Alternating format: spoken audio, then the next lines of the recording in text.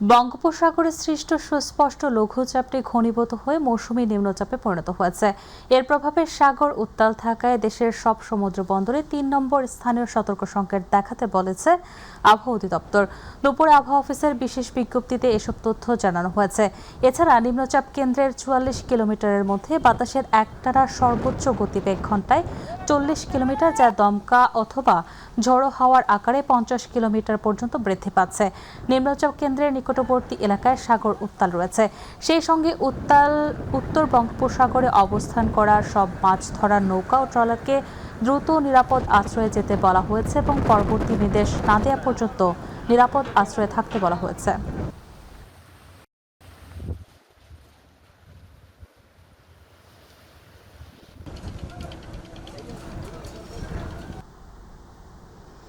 দীর্ঘদিন বন্ধ থাকার পর আবারও চালু হয়েছে সিলেট ম্যানচেস্টার রুটে সরাসরি ফ্লাইট।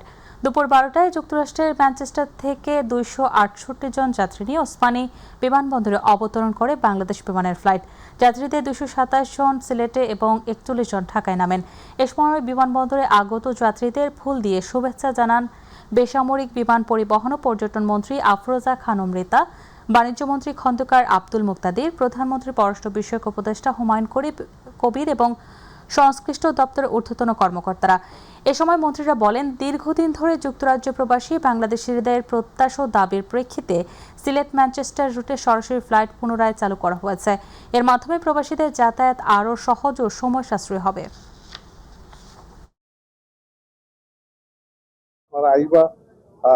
খালি পর্যটক হিসাবে হলিডে হিসাবে নয়, আমরা ইনশাল্লাহ বাংলাদেশে আইবা, নিরাপদে থাকবা, ইনভেস্টমেন্ট করবা, আমরা সহযোগিতা সবসময় আমরা যাই সমর্থ থাকবো। আমি ইতিমধ্যে ওনার সাথে বেশ কয়েকবারই আলাপ করেছি এবং উনি সম্মতিও দিয়েছেন। আগামী দিনে ইনশাল্লাহ সিলেট কক্সবাজার রুটের বিমান আমরা দেখব। আর আমি আপনার সাথে এটাও, আমাদের মাননীয় মন্ত্রীর সাথে এটাও আলাপ করেছি, আমাদের সিলেটবাসীর দীর্ঘদিনের দাবি সিলেট বিমানবন্দরটি একটা ফাংশনাল আন্তর্জাতিক বিমানবন্দরে পরিণত হোক। যেটা আমরা শুরু করেছি প্রবাসী ভাই বোনদের জন্য, এই যে শুরু হলো এই ম্যানচেস্টার ফ্লাইটটা, এটা চালু থাকবে এবং আগামীতে যাতে আমাদের যাত্রী সেবা আমরা আরো ভালো নিশ্চিত করতে পারি, নিয়মিত যাত্রী সেবা পায়, নির্ভরযোগ্য যাত্রী সেবা পায়, সেটার দিকে আমরা সবাই মনোনিবেশ দিব। এটাই আমাদের মূল লক্ষ্য।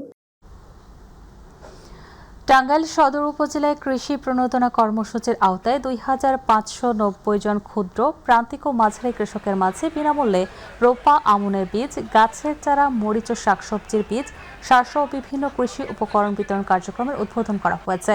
অনুষ্ঠানে প্রধান অতিথি হিসেবে কৃষি উপকরণ বিতরণের উদ্বোধন করেন মৎস্য প্রাণী সম্পদ প্রতিমন্ত্রী সুলতান সালাউদ্দিন টুকু। পরে দুস্থ, অসহায়, অসুস্থ, প্রতিবন্ধী এবং গৃহহীন ব্যক্তিদের মধ্যে বিশেষ অনুদানের চেক বিতরণ করা হয়। আমরা আমাদের জায়গা থেকে সর্বোচ্চ সহযোগিতার হাত বাড়িয়ে দিয়েছি, যাতে করে সমগ্র বাংলাদেশের প্রান্তিক কৃষকরাও উপকৃত হয়, লাভবান হয়। অর্থমন্ত্রী আমির খসরু মাহমুদ চৌধুরী বলেছেন, শুধু বাজেট বরাদ্দ বাড়ালেই স্বাস্থ্যসেবার উন্নয়ন হবে না, প্রয়োজন পুরো ব্যবস্থার গুণগত মান পরিবর্তন। গতকাল চট্টগ্রাম মেডিকেল কলেজ হাসপাতালে আয়োজিত মতবিনিময় সভায় তিনি বলেন, চিকিৎসক, শিক্ষক ও সংশ্লিষ্ট পেশাজীবীদের দায়িত্বশীল ভূমিকার মাধ্যমে স্বাস্থ্য খাতকে নতুনভাবে সাজাতে হবে। তিনি জানান, সরকার প্রাথমিক ও প্রতিরোধমূলক স্বাস্থ্য ব্যবস্থা জোরদারে ১ লাখ কর্মী নিয়োগ দিচ্ছে। স্বাস্থ্য খাতে অতীতের যে কোনো সময়ের তুলনায় বেশি বরাদ্দ দেওয়া হয়েছে উল্লেখ করে তিনি অর্থের সঠিক ব্যবহার ও সেবার মান উন্নয়নের উপর গুরুত্ব আরোপ করেন। বাজেটে এত বড় বরাদ্দ স্বাস্থ্য খাতে কোনো সময় হয়নি। আমরা চাই এই টাকাগুলো যেখানে বিনিয়োগ হবে, এটা একটা প্রতিদান দেশের মানুষ দেশ পেতে হবে। এটার অ্যাবসেন্স অনেক দিন ছিল, প্রচুর দুর্নীতি হয়েছে, প্রচুর অব্যবস্থাপনা হয়েছে। আমরা সেখান থেকে বেরিয়ে আসতে চাই। এই জায়গাটা যদি আপনারা একটু মনোযোগী হন, বিনিয়োগের জন্য ইনশাআল্লাহ কোনো অসুবিধা নেই, টাকা তো অ্যালোকেশন করা হয়েছে, কিন্তু এটা প্রপার ইউজ, কোয়ালিটি প্রজেক্টে আমরা ইনভেস্ট করতে চাই। প্রপার ইউজ যদি করতে পারেন, তাইলে মানুষের কাছে সেবাটা যাবে। পটুয়াখালীর কলাপাড়ায় সদ্য খনন করা স্বনির্ভর খালের 2 পাড় সহ শিশুপল্লী একাডেমি লাগোয়া সড়কে প্রধানমন্ত্রী ঘোষিত দেশজুড়ে 5 কোটি বৃক্ষরোপণ কর্মসূচি শুরু হয়েছে। রোববার প্রধান অতিথি হিসেবে এই বৃক্ষরোপণ কর্মসূচির আনুষ্ঠানিক উদ্বোধন করেন পটুয়াখালী 4 আসনের সংসদ সদস্য APM মোশাররফ হোসেন। প্রথম দফায় 5.5 কিলোমিটার দীর্ঘ খালের 1450 মিটার খনন সম্পন্ন হয়। এরপর খালের 2 পাড়ে বিভিন্ন প্রজাতির 1600 গাছ রোপণ করা হয়। উদ্বোধনী অনুষ্ঠানে উপজেলা বিএনপির সভাপতি হাজী হোমান শিকদার, সাধারণ সম্পাদক হাফিজুর রহমান চুন্নু, পৌর বিএনপির সভাপতি গাজী মাহমুদ ফারুক, সাধারণ সম্পাদক মুসা তাওহিদ নান্নু মুন্সি সহ আরও অনেকে উপস্থিত ছিলেন। আমরা বলেছিলাম আমরা যদি জনগণ যদি আমাদেরকে ম্যান্ডেট দেয় তাহলে আমরা বাংলাদেশে বেশ কিছু কর্মসূচি পালন করব। এর মধ্যে নারীদেরকে ক্ষমতায়নের জন্য ফ্যামিলি কার্ড, কৃষকদের জন্য কৃষক কার্ড, পরিবেশ উন্নয়নের জন্য আমরা প্রায় 5 বছরে 25 কোটি গাছ বৃক্ষরোপণ করব। আমরা কৃষি উৎপাদন বাড়ানোর জন্য আমরা খাল খনন করব। এমনিভাবে বিএনপি বেশ কিছু ওয়াদা জাতির কাছে করেছিল। সেই ওয়াদাগুলি বাস্তবায়নের জন্য আপনারা দেখেছেন যে ইতিমধ্যে এই 4 মাসের মধ্যে আমরা আমাদের প্রত্যেকটি কমিটমেন্ট পালন করার আমরা চেষ্টা করেছি। ইতিমধ্যে আমরা ফ্যামিলি কার্ড বিতরণ করেছি, আমরা কৃষক কার্ড দিয়েছি, আমরা বাংলাদেশে বৃক্ষরোপণ শুরু হয়েছে আমাদের প্রায় এই বছর আমরা প্রায় 5000 কিলোমিটার আমরা খাল খননের ইতিমধ্যে আমি যতটুকু জানি সর্বশেষ প্রায় 2200 কিলোমিটার খাল খনন আমাদের সম্পূর্ণ হয়েছে। স্বাস্থ্য পরিবার কল্যাণ প্রতিমন্ত্রী সর্দার সাখাওয়াত হোসেন বকুল বলেছেন, মেধাবী ও সুস্থ জাতি গঠনে সমাজকে মাদক ও সন্ত্রাসমুক্ত করতে হবে। তিনি বলেন, মাদক একটি পরিবারকে ধ্বংস করে এবং দুর্নীতি দেশের উন্নয়নে বাধা সৃষ্টি করে। দরিদ্র মানুষেরা সময়মতো চিকিৎসা পায়, সেজন্য চিকিৎসকদের আরও আন্তরিকভাবে দায়িত্ব পালনের আহ্বান জানান তিনি। বেলাব উপজেলা পরিষদ অডিটোরিয়ামে দুস্থ অসহায় মানুষের মাঝে মানবিক সহায়তা, আর্থিক প্রণোদনা, শুকনো খাবার ও কৃষি সামগ্রী বিতরণ অনুষ্ঠানে প্রধান অতিথির বক্তব্যে তিনি এসব কথা বলেন। নেশা মাদক জুয়া মুক্ত বাংলাদেশ গড়তে চাই। আমরা গত সংসদে আইন পাস করেছি, এই সপ্তাহের ভিতরে গ্যাজেট এসে যাবে পুলিশের কাছে। খুব কঠিন আইন, সাবধান করে দিচ্ছি আপনাদেরকে। আপনারা সমাজে বলে দিবেন যে নেশা করবে সে যার বাড়িতে বসে খাবে তাকে বাড়িওয়ালাকে, যার বানানো টঙ্গে বসে খাবে টঙ্গের মালিককে, যার জমির আইনে বসে খাবে তার সহ গ্রেফতার করা হবে। দীর্ঘ 3 বছর পর চুয়াডাঙ্গার জীবননগর উপজেলা স্বাস্থ্য কমপ্লেক্সে আবারও অপারেশন কার্যক্রম শুরু হয়েছে। সকালে চুয়াডাঙ্গা 2 আসনের সংসদ সদস্য হাজী অ্যাডভোকেট রুহুল আমিন এই কার্যক্রমের উদ্বোধন করেন। হাসপাতাল কর্তৃপক্ষ জানিয়েছে, প্রাথমিকভাবে প্রতি রবিবার নিয়মিত অপারেশন করা হবে। অ্যাপেন্ডিসাইটিস, হার্নিয়া, ফিস্টুলা সহ বিভিন্ন ছোটখাটো অস্ত্রোপচার এখন উপজেলা স্বাস্থ্য কমপ্লেক্সে সম্পন্ন করা হবে। তবে গাইনি বিশেষজ্ঞ না থাকায় আপাতত সিজারিয়ান অপারেশন চালু করা সম্ভব হচ্ছে না। সবাই মিলে চেষ্টা করেছেন, আমি তাদের উপরে খুবই কৃতজ্ঞ এবং আজ থেকে নিয়মিত গরিব দুঃখী অসহায় মানুষের অপারেশন একেবারে ফ্রি অফ কস্ট এখানে অনুষ্ঠিত হবে। আপনারা দোয়া করবেন সকল ব্যবস্থাপনা যেন ভালোভাবে হয়। চিকিৎসা মানুষের মৌলিক অধিকার, এই অধিকার যেন রাষ্ট্রীয়ভাবে আমরা জনপ্রতিনিধি যারা আমরা যেন এটাকে ব্যবস্থা করতে পারি, এটাকে যেন বাস্তবায়ন করতে পারি। পররাষ্ট্র প্রতিমন্ত্রী শামা ওবায়দ দুর্নীতি, চাঁদাবাজি ও মাদকমুক্ত সমাজ গঠনে সবাইকে ঐক্যবদ্ধভাবে কাজ করার আহ্বান জানিয়েছেন। শনিবার ফরিদপুর শহরে নাগরিক কমিটির আয়োজিত গণসংবর্ধনায় তিনি বলেন, দেশ করতে প্রতিটি ঘর, গ্রাম, ওয়ার্ড ও ইউনিয়ন থেকে সামাজিক আন্দোলন গড়ে তুলতে হবে। তিনি আরও বলেন, দীর্ঘ আন্দোলন ও ত্যাগের অর্জন রক্ষায় নেতাকর্মীদের দায়িত্বশীল ভূমিকা পালন করতে হবে। পরে ফরিদপুর শিশু একাডেমিতে নজরুল বর্ষ উপলক্ষে আয়োজিত সমাপনী ও পুরস্কার বিতরণী অনুষ্ঠানে বিজয়ীদের শিশুদের মাঝে পুরস্কার বিতরণ করেন তিনি। মাদকমুক্ত, দুর্নীতিমুক্ত, সন্ত্রাসমুক্ত, চাঁদাবাজি মুক্ত সমাজ যদি আমরা গড়তে চাই, আমাদের প্রত্যেকটি বাড়ি থেকে, প্রত্যেকটি ঘর থেকে, প্রত্যেকটি গ্রাম থেকে, প্রত্যেকটি ওয়ার্ড, ইউনিয়ন থেকে আমাদের সেই আন্দোলনকে সামাজিক আন্দোলন গড়ে তুলতে হবে। সেই জন্য আমাদের ঐক্যবদ্ধভাবে কাজ করতে হবে। মুন্সিগঞ্জ জেলা কারাগারে পরীক্ষামূলকভাবে চালু হয়েছে ক্যাশলেস লেনদেন ব্যবস্থা। এ ব্যবস্থার মাধ্যমে বন্দীরা নগদ অর্থ ব্যবহার ছাড়াই কারাগারের অভ্যন্তরে প্রয়োজনীয় পণ্য ক্রয় করতে পারবেন। দুপুরে মুন্সিগঞ্জ জেলা কারাগারে নতুন এ সেবার অগ্রগতি পরিদর্শন শেষে সাংবাদিকদের এ তথ্য জানান বাংলাদেশ কারা অধিদপ্তরের মহাপরিদর্শক ব্রিগেডিয়ার জেনারেল সৈয়দ মোহাম্মদ মোতাহের হোসেন। তিনি বলেন, বর্তমানে ক্যাশলেস সিস্টেমটি পরীক্ষামূলকভাবে পরিচালিত হচ্ছে। আগামী 15 থেকে 20 দিনের মধ্যে এটি সফলভাবে সম্পন্ন হলে পর্যায়ক্রমে দেশের অন্যান্য কারাগারেও চালু করা হবে। জানে যে মুন্সিগঞ্জ কারাগারে ইতিমধ্যেই ক্যাশলেস সিস্টেম চালু করা হয়েছে, যেখানে বন্দীদের কারাগারের ভিতরে কোনো ক্যাশ টাকার লেনদেন ব্যতীত তারা যেমন ক্যান্টিনে কেনাকাটা করতে পারবে, ফোনে কথা বলতে পারবে, তাদের যে কোনো প্রয়োজন তারা মিট আপ করতে পারবে। এইটা আমরা এখানে মুন্সিগঞ্জের দেশের প্রথম কারাগার হিসাবে এখানে আমরা পাইলট হিসাবে চালু করছি এবং এটা সাফল্যজনকভাবে এখানে এই মুহূর্তে টেস্ট এন্ড ট্রায়াল চলছে। কিছু ত্রুটি বিচ্যুতি হচ্ছে যেগুলোকে আমরা ফিক্স করছি। সাফল্যজনকভাবে এটা আমরা আশা করছি আগামী হয়তো 15-20 দিনের মধ্যে এই মাসে এন্ডে যে এটা পুরোপুরি সফলভাবে এটা ইমপ্লিমেন্ট করা সম্ভব হবে।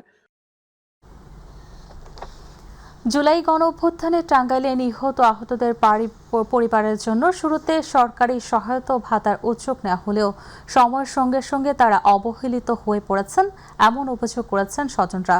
তাদের দাবি, নিয়মিত খোঁজ খবর ও পুনর্বাসনের অভাবে অনেকে প্রাপ্য সুযোগ সুবিধা থেকে বঞ্চিত হচ্ছেন। প্রতিনিধি মোহাম্মদ আনিসুর রহমান খানের তথ্যচিত্রে বিস্তারিত জানাচ্ছেন জুবাইর রহমান।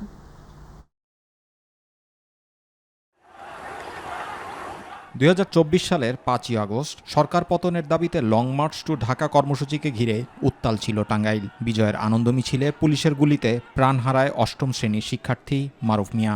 আহত হন আরও অনেক আন্দোলনকারী। ঘটনার পর শহীদ পরিবার ও আহতদের জন্য সরকারি অনুদান এবং ভাতার উদ্যোগ নেওয়া হলেও 1 বছর না পেরোতেই অনেক পরিবারের অভিযোগ প্রয়োজনীয় সহায়তা ও পুনর্বাসন থেকে বঞ্চিত হচ্ছেন তারা। টাকাটা হলো বড় কথা আমি বলতেছি না, আমার পাশে থাকবে, আমাকে আশ্বাস দিবে, আমার একটু দেখশুন করবে, সেটাই আমি মনে হয় বড় যে নেই করি। আহত আন্দোলনকারী তানহা জানালেন, হাসপাতালে চিকিৎসাধীন অবস্থায় অনেকেই খোঁজ নিয়েছেন, কিন্তু এখন আর কেউ পাশে নেই। চিকিৎসার পাশাপাশি কর্মসংস্থানের সুযোগ পেলে স্বাভাবিক জীবনে ফিরতে সুবিধা হবে বলে জানান তিনি। 5 আগস্টে গুলি লাগছিল আমার পায়ে, তো ওই টাইমে আপনার সবাই হসপিটালে যাওয়া আসা হয়েছে, খোঁজ খবর নিচ্ছে। তারপরে থেকে আপনার ওইরকম কেউ খোঁজ খবর নেওয়া হয় না এটা নিয়ে।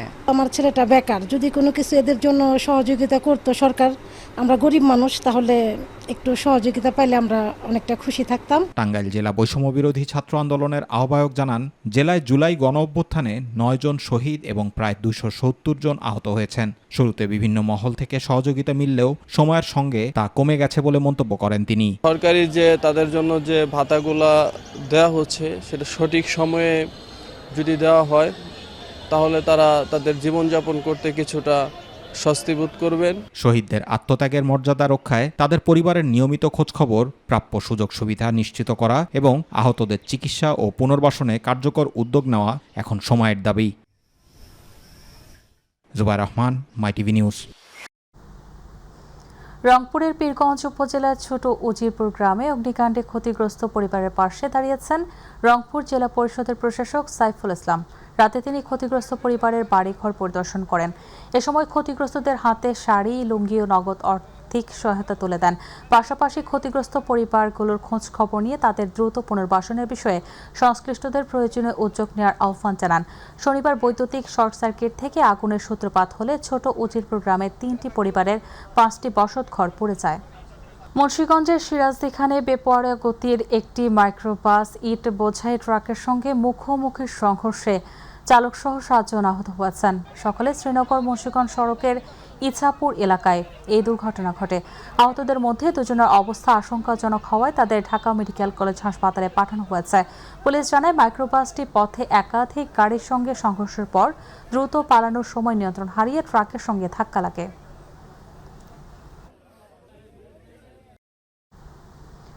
ঝালকাঠির নলছিটির রায়পুর বটতলা এলাকায় যাত্রীবাহী একটি বাস খাদে পড়ে বাসের সুপারভাইজার নিহত হয়েছেন। সকালে মাহিন্দ্রাকে সাইড দিতে গিয়ে বাসটি নিয়ন্ত্রণ হারিয়ে দুর্ঘটনার শিকার হয়। খবর পেয়ে পুলিশ, ফায়ার সার্ভিস ও পুলিশে জানিয়েছে প্রয়োজনীয় আইনি প্রক্রিয়া চলমান।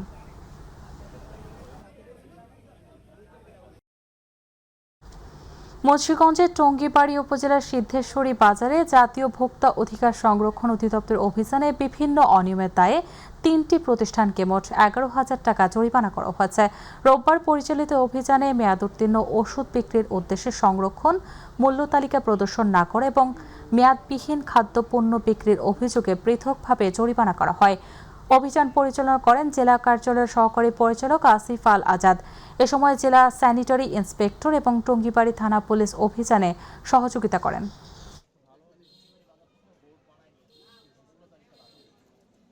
ময়মনসিংহ নগরীর ব্রহ্মপুত্র নদের উপর নির্মাণাধীন দেশের একমাত্র স্টিল আর্চ সেতু বাস্তবায়িত হলে যোগাযোগের ক্ষেত্রে বৈপ্লবিক উন্নয়ন ঘটবে। সেতুটি ময়মনসিংহ, শেরপুর, জামালপুর, নেত্রকোনা, কিশোরগঞ্জ, সুনামগঞ্জ এবং কুড়িগ্রামের মানুষ প্রকৃত সুফল ভোগ করবে। গতকাল বিকেলে নগরীর কেওয়াটখালী, রঘুরামপুর এলাকায় সেতু নির্মাণ কাজের বিভিন্ন স্থান পরিদর্শনকালে ময়মনসিংহ সদর আসনের সংসদ সদস্য আবু ওয়াহাব আকন্দ সাংবাদিকদের এসব কথা বলেন। পরিদর্শনকালে ময়মনসিংহ উন্নয়ন কর্তৃপক্ষের চেয়ারম্যান মোতাহের হোসেন তালুকদার, মহানগর বিএনপির সদস্য সৈয়দ শরীফ সহ স্থানীয় বিএনপি ও অঙ্গ সংগঠনের নেতৃবৃন্দ উপস্থিত ছিলেন। আমরা ওভারপাস অথবা আন্ডারপাসের মাধ্যমে এই শহর, এই জেলার এই কেন্দ্রস্থলের মানুষগুলোকেও সুবিধাভোগী করার জন্য আমরা চেষ্টা করছি, চিন্তায় আনছি। শুধু তাই নয়, এখানে আপনারা জানেন যে সেই সুনামগঞ্জ এবং এই কুড়িগ্রাম, এটা সীমান্তবর্তী এলাকা, সকলেই সেই সুবিধাভোগী হবে। চট্টগ্রাম 9 আসনের সংসদ সদস্য মোহাম্মদ আবু সুফিয়ান বলেছেন, বিএনপির ভারপ্রাপ্ত চেয়ারম্যান তারেক রহমানের ঘোষিত রাষ্ট্র সংস্কার এবং জনকল্যাণমূলক কর্মসূচির অংশ হিসেবে দলের নেতাকর্মীরা অসহায় মানুষের পাশে দাঁড়াচ্ছেন। তিনি বলেন, মানবিক সহায়তার মাধ্যমে সমাজে সহমর্মিতা ও সামাজিক দায়বদ্ধতা আরও শক্তিশালী হবে। চট্টগ্রাম নগরীর দেওয়ানবাজারে 20 নম্বর ওয়ার্ড বিএনপি অঙ্গ সংগঠনের উদ্যোগে দুস্থ ও অসহায় মানুষের মাঝে চাল বিতরণ অনুষ্ঠানে প্রধান অতিথির বক্তব্যে তিনি এসব কথা বলেন।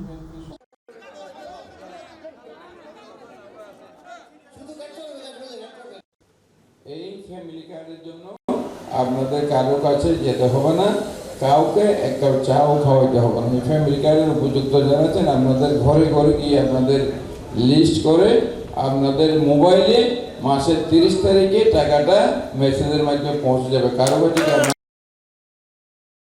চট্টগ্রাম 10 আসনের সংসদ সদস্য সাইদ আল নোমান বলেছেন, বর্তমান সরকার জনগণের কল্যাণে কাজ করছে এবং সবার জন্য উন্নয়ন নিশ্চিত করতে প্রতিশ্রুতিবদ্ধ। তিনি বলেন, সরকারের মেয়াদ এখনও অল্প সময়ের হলেও মানুষের মৌলিক চাহিদা পূরণ ও অসহায় মানুষের পাশে দাঁড়াতে বিভিন্ন মানবিক কর্মসূচি বাস্তবায়ন করা হচ্ছে।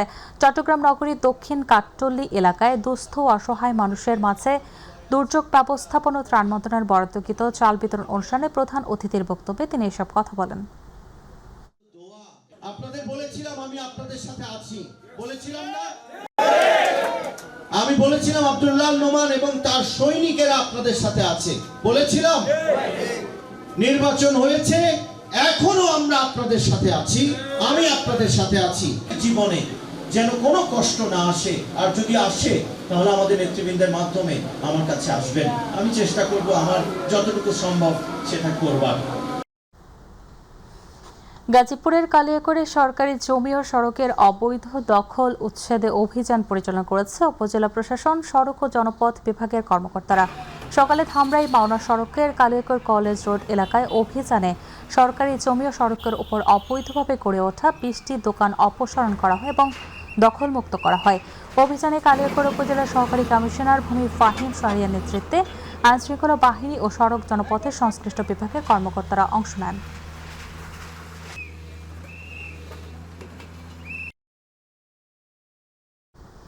আশুলিয়ার ডেন্ডাবর সরকারি প্রাথমিক বিদ্যালয়ের সামনে দীর্ঘদিনের জমে থাকা ময়লার ভাগাড় পরিষ্কার করেছে নিরাপদ সড়ক চাই আশুলিয়া থানা কমিটি। পরিচ্ছন্ন পরিবেশ গড়ে তোলার লক্ষ্যে আয়োজিত এই কর্মসূচিতে হাইওয়ে থানা পুলিশ সহযোগিতা করে। আয়োজকরা জানান, জনসচেতনতা বৃদ্ধি ও পরিচ্ছন্ন পরিবেশ নিশ্চিত করাই এ উদ্যোগের মূল লক্ষ্য।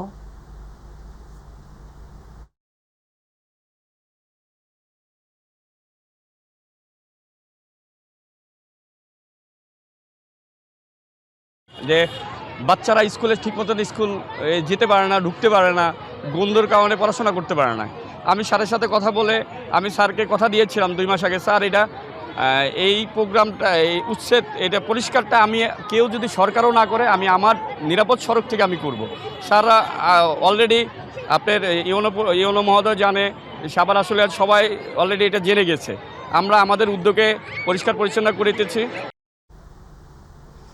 শরীয়তপুর জেলার সদর উপজেলায় 2025-26 অর্থ বছরে সদর উপজেলার বিভিন্ন দুর্যোগে ক্ষতিগ্রস্ত পরিবারের মাঝে মানবিক সহায়তা ও ঠেউটিন প্রদান, দেশীয় প্রজাতির মাছ এবং শামুক সংরক্ষণ ও উন্নয়ন প্রকল্পের আওতায় জেলেদের মাঝে বিকল্প কর্মসংস্থানের লক্ষ্যে ছাগল বিতরণ এবং প্রণোদনা কর্মসূচির আওতায় ক্ষুদ্র প্রান্তিক কৃষকদের মাঝে বিনামূল্যে রোপা, আমন ধানের বীজ ও সার, পাশাপাশি বৃক্ষরোপণ কর্মসূচির আওতায় বিভিন্ন প্রজাতির বৃক্ষের চারা ও সার বিতরণ করা হয়েছে।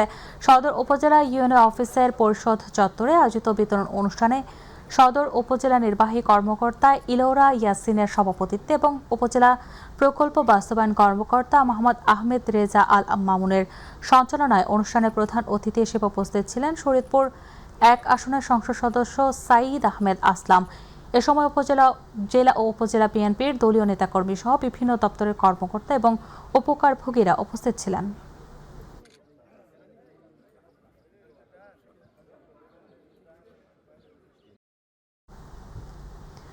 সিলেটের জাফলং চা বাগান এলাকায় মোটরসাইকেল নিয়ন্ত্রণ হারিয়ে গাছের সঙ্গে ধাক্কা লেগে এক স্কুল শিক্ষার্থীর মৃত্যু হয়েছে। এ ঘটনায় আরও 2 জন গুরুতর আহত হয়েছে। এর মধ্যে একজনের অবস্থা আশঙ্কাজনক। নিহত সাকিব আহমেদ উপজেলার নয়াবস্তি এলাকার মহরম মিয়ার ছেলে। তিনি আমির মিয়া স্কুল অ্যান্ড কলেজের 8ম শ্রেণীর শিক্ষার্থী ছিলেন। পুলিশ জানায় রোববার দুপুরে পরীক্ষা শেষে মোটরসাইকেলে রাধানগরের উদ্দেশ্যে যাওয়ার পথে চা বাগান এলাকায় এই দুর্ঘটনা ঘটে।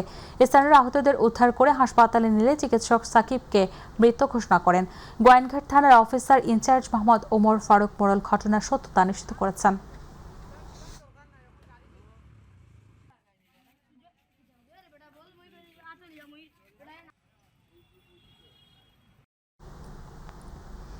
ঢাকার ধামরাইয়ে মাদক, সন্ত্রাস, চাঁদাবাজ, কিশোর অপরাধ, নারী ও শিশু নির্যাতনের বিরুদ্ধে এলাকার আইনশৃঙ্খলা পরিস্থিতি স্বাভাবিক রাখার লক্ষ্যে কমিউনিটি পুলিশিংয়ের সদস্যে স্থানীয় গণ্যমান্য ব্যক্তিদের সমন্বয়ে মতবিনিময় ও পরিচিতি সভা অনুষ্ঠিত হয়েছে ধামরাই থানা কম্পাউন্ডে। মতবিনিময় ও পরিচিতি সভায় ঢাকা জেলা পুলিশ সুপার শামীমা পারভিনের সভাপতিত্বে প্রধান অতিথির বক্তব্য রাখেন ঢাকা 20 ধামরাই আসনের সংসদ সদস্য মোহাম্মদ তমিজউদ্দিন। বিশেষ অতিথির বক্তব্য রাখেন অতিরিক্ত police super Savar circle Rakibul Hasan Ishan, Dhamrai থানার ভারপ্রাপ্ত কর্মকর্তা ওসি মোহাম্মদ নাজমুল হুদা, ধামরাই উপজেলা বিএনপির সাধারণ সম্পাদক ও ঢাকা জেলা বিএনপির যুগ্ম সাধারণ সম্পাদক মোহাম্মদ সাবসুল ইসলাম এবং ঢাকা জেলা স্বেচ্ছাসেবক দলের আহ্বায়ক মোহাম্মদ নাজমুল হাসান অভি, ধামরাই থানার ওসি তদন্ত মোহাম্মদ শহীদুল ইসলাম, ওসি অপারেশন দেবাশিস সানা।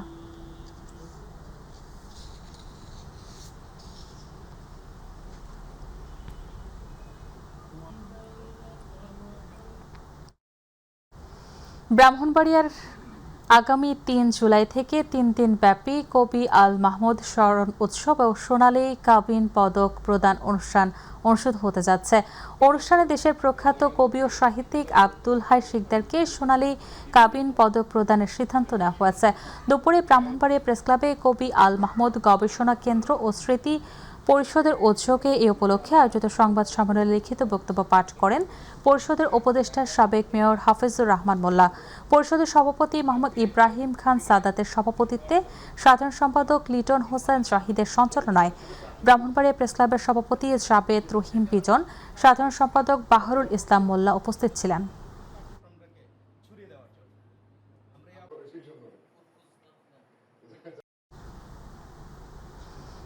ব্রাহ্মণবাড়িয়ার কসবায় জাতীয় কবি কাজী নজরুল ইসলামের জন্মবার্ষিকী উপলক্ষে 3 দিন ব্যাপী নজরুল বর্ষ উদযাপন অনুষ্ঠানের সমাপনী আয়োজন অনুষ্ঠিত হয়েছে।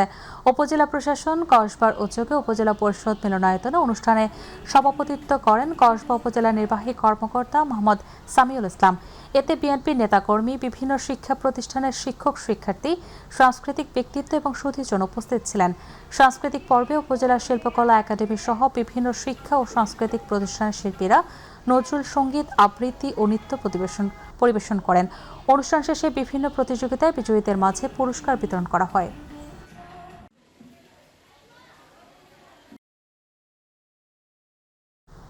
বাংলাদেশ জাতীয়তাবাদী যুবদল নেত্রকোনা জেলা শাখার সাবেক সিনিয়র সহসভাপতি ওয়ারেস উদ্দিন ফারাসের অকাল মৃত্যুতে তার আত্মার মাগফিরাত কামনায় মিলাদ ও দোয়া মাহফিল অনুষ্ঠিত হয়েছে। নেত্রকোনা জেলা বিএনপির দলীয় কার্যালয়ে গতকাল বিকেলে পৌর, থানা ও জেলা যুবদলের আয়োজনে এ সময় উপস্থিত ছিলেন জেলা বিএনপির সাবেক সাধারণ সম্পাদক অ্যাডভোকেট মাহফুজুল হক, জেলা বিএনপি নেতা তাজেজুল ইসলাম ফারাজ সুজাত, জেলা বিএনপির সাবেক সাংগঠনিক সম্পাদক ও সাবেক ইউপি চেয়ারম্যান এস.এম. শফিকুল কাদের সুজা, জেলা বিএনপি নেতা আব্দুল্লাহ আল মামুন খান রনি সহ আরও অনেকে।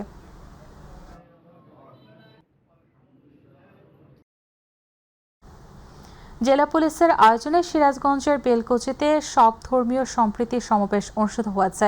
বেলকুচি থানা চত্বরে আয়োজিত সমাবেশে সিরাজগঞ্জ জেলা পুলিশ সুপার মোহাম্মদ সাইফুল ইসলাম শান্তুর সভাপতিত্বে অনুষ্ঠানে প্রধান অতিথি হিসেবে উপস্থিত ছিলেন সিরাজগঞ্জ ৫ আসনের সংসদ সদস্য আমিরুল ইসলাম খান আলিম। প্রধান অতিথির বক্তব্যে আমিরুল ইসলাম খান আলিম বলেন, সমাজের শান্তি শৃঙ্খলা সব ধর্মের মানুষের মধ্যে পারস্পরিক সম্প্রীতি বজায় রাখা প্রয়োজন। যে কোনো ধরনের উগ্রবাদ ও সাম্প্রদায়িক সম্প্রীতি বিনষ্টের অপচেষ্টা রুখে দিতে জেলা পুলিশ ও স্থানীয় জনগণকে ঐক্যবদ্ধভাবে কাজ করতে হবে।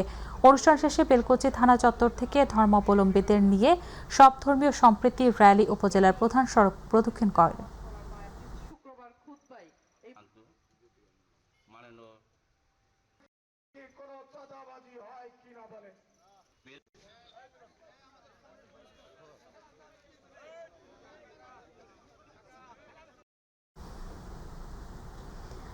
কুষ্টিয়া শহরের পানি নিষ্কাশনের অন্যতম মাধ্যম গড়াই খাল খনন ও দূষণে অস্তিত্ব হারাতে বসেছে। খালের দুই পাড় দখল করে গড়ে উঠেছে বহু স্থাপনা। পাশাপাশি পৌর এলাকার ময়লা আবর্জনা ফেলার ফলে পরিবারের উপর পড়ছে মারাত্মক প্রভাব। যদিও পৌর কর্তৃপক্ষ বলছে খাল রক্ষায় কাজ করছে তারা। কুষ্টিয়া প্রতিনিধি আব্দুর রাজ্জাক বাচ্চুর তথ্যচিত্র নিয়ে ডেস্ক রিপোর্ট। একসময় নৌযান চলাচল আর স্বচ্ছ পানির জন্য পরিচিত ছিল কুষ্টিয়া শহরের গড়াই খাল, কিন্তু এখন দখল আর দূষণে সেই খাল হারাচ্ছে তার অস্তিত্ব। কুষ্টিয়া পৌরসভার কমলাপুর থেকে শুরু হয়ে কয়েকটি ওয়ার্ড পেরিয়ে মিরপুর পর্যন্ত বিস্তৃত প্রায় 8.5 কিলোমিটার দীর্ঘ এই খালের দুই পাড় জুড়ে গড়ে উঠেছে অসংখ্য কাঁচা পাকা স্থাপনা। দীর্ঘদিন খনন না হওয়ায় নাব্যতাও হারিয়েছে খালটি। দিন দিন বন্ধ হয়ে যাচ্ছে খালটা, যত নোংরা টোংরা পড়ে ভরে যাচ্ছে। দেখেন জঙ্গল করে বিভিন্ন জায়গার ময়লা এখানে আবর্জনা ফেলানি হয়, কিন্তু কেউ দেখার লোক নাই। শুধু দখলই নয়, প্রতিদিন পৌর এলাকার ময়লা আবর্জনা, পলিথিন ও প্লাস্টিক ফেলা হচ্ছে এই খালে। এতে পানি প্রবাহ বাধাগ্রস্ত হওয়ার পাশাপাশি পরিবেশ ও জীববৈচিত্র্যের উপর মারাত্মক প্রভাব পড়ছে বলে মনে করেন পরিবেশবিদরা। কুষ্টিয়ার এই খালগুলো এখনই দখলদারিত্ব থেকে মুক্ত করে একটা বড় উন্নয়ন প্রকল্প হাতে নিয়ে সৌন্দর্যকে বাড়ানো দরকার। তবে পানি উন্নয়ন বোর্ড বলছে খাল দখল ও দূষণমুক্ত করতে প্রয়োজনীয় ব্যবস্থা নেওয়া হবে। আর পৌর প্রশাসনের দাবি, খাল রক্ষায় তারা বিভিন্ন কার্যক্রম চালিয়ে যাচ্ছে। এই খালটার ব্যাপারে যেহেতু পৌরসভার মধ্যে অবস্থিত এবং পৌরসভা দেখভাল করছে, সেই জন্য আমরা আসলে এই খালের ব্যাপারে আমাদের কোনো পদক্ষেপ নাই। ওয়াকওয়ে নির্মাণ করতে পারি এবং কিছু সিটিং প্লেস যদি স্থাপন করতে পারি, তাহলে এটি একদিকে যেমন দখল দূষণ প্রতিরোধ হবে, ঠিক তেমনিভাবে এটির ব্যবহারের যে কার্যকরের যে বহুমুখিতা, এটিও কিন্তু বৃদ্ধি পাবে। আমরা সে লক্ষ্যে উদ্যোগ গ্রহণ করছি। আমরা হয়তো খুব শীঘ্রই এটির বাস্তবায়নের পর্যায়ে যেতে পারব। এখনই দখল উচ্ছেদ, নিয়মিত খনন ও বজ্র ব্যবস্থাপনা নিশ্চিত করা না গেলে কুষ্টিয়া শহরে পানি নিষ্কাশন ব্যবস্থা, পরিবেশ এবং জীববৈচিত্র্য আরও বড় হুমকির মুখে পড়বে। সাদিয়া হক মৌ, মাই টিভি নিউজ ডেস্ক।